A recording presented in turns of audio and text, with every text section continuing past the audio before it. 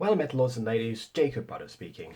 I was going to make this video unlisted and send it only to my employees over at Buttercore, but I thought I should get the input of everyone to make sure I have an idea that everyone is happy with, or at least the vast majority.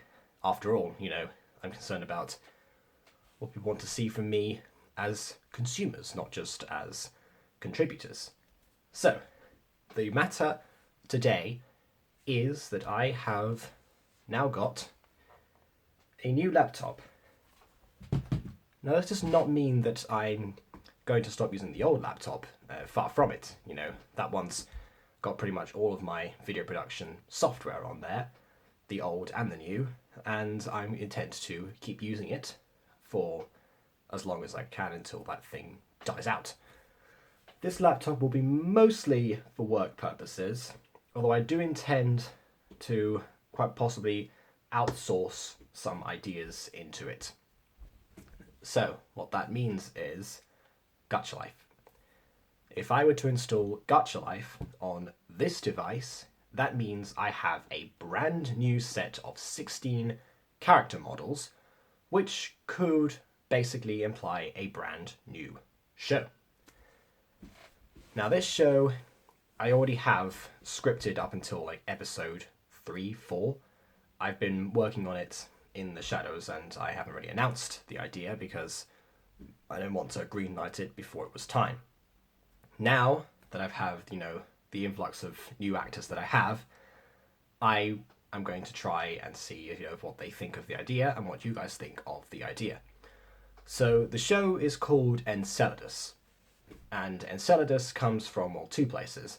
One, the giant in Greek mythology, that's the bane of Athena, whatever, that's where the official name comes from.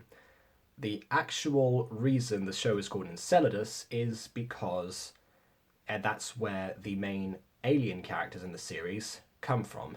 The satellite Enceladus that rotates around Saturn in one of its rings. And that one has been said to sustain possibilities for primitive life. Now, the life that I'm trying to replicate in the Enceladus the show is not primitive, but instead will be aquatic life forms that are trying to, that can walk along Earth, and they're trying to adapt. And it's a show about them adapting themselves to the world of Earth for the purposes of living there and taking the rest of their species over there. They're not trying to conquer it, that's an important thing, although it depends on how much hostility the humans show, that may end up being the course of action. So that's the idea, and if I were to do this show, then I realised that the idea of doing Olympus might seem a bit far-fetched at the same time. So that means that the crew that are going to be working on Minecraft series won't have a place to do something, which is why I'm going to try and back up the world of Tezos and Nikonorth onto a multiplayer world, because it was originally a single-player 2018 series, that's why it's still on single-player, and I'm going to try and use people to actually help me with that. So the cutscenes will get longer, they can get more complex, I can do a lot more with them, and I can have more people involved that maybe don't want to do voice acting, like certain people who've been waiting for a long time for that, and want to be part of the crew and do body acting. Or indeed both. It can work both ways. That's the beauty of it. But that would mean that Olympus will be put on the back burner yet again.